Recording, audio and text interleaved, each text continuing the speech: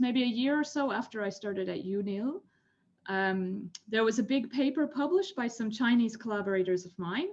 I wasn't on the paper, but like because I was a Swiss expert on this topic of like Cambrian explosion animals, I was happily interviewed by some newspapers. And so I was quoted in some newspapers talking about this new fossil site from China and how amazing it was.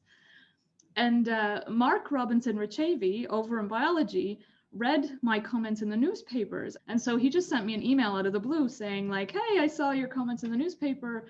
Welcome to Unil, let's get together. So we started developing the project, and we realized we need someone who can do evo-devo on modern animals.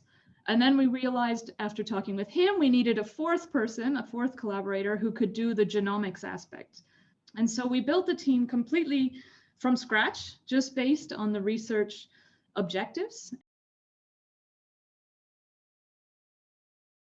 I was really amazed we got it because, of course, we were writing it during the first lockdown of COVID. And so we'd come up with the ideas. I'd met Marc in person, and then look, COVID happened, everything shut down.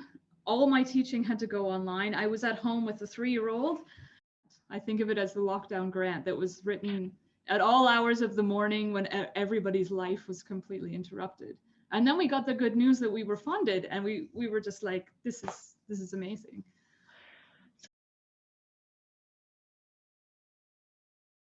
The first point is that we quite carefully chose the team to reflect people who are used to speaking in an interdisciplinary way.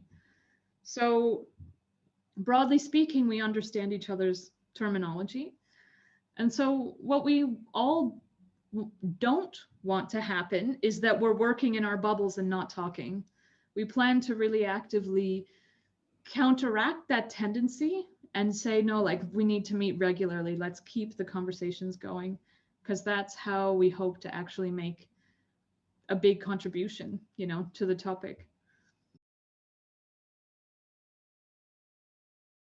This project has already been such a good experience in terms of learning from my colleagues how they manage their groups. I mean, both Ariel and Marc are like on a more senior career stage than me. And so I've had the benefit of their experience.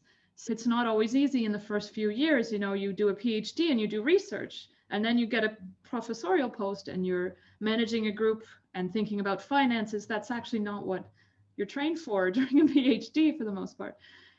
From a research aspect, I think for me, it's a chance to continue something that I'm really like passionately interested about, which is fossil molting.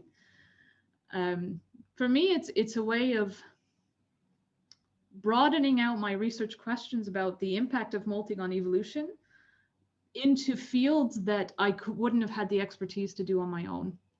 And I think by doing that, we are going to be able to answer some really broad questions about molting. And hopefully now we've put together the right team of people to do that. So yeah, I'm really excited about it.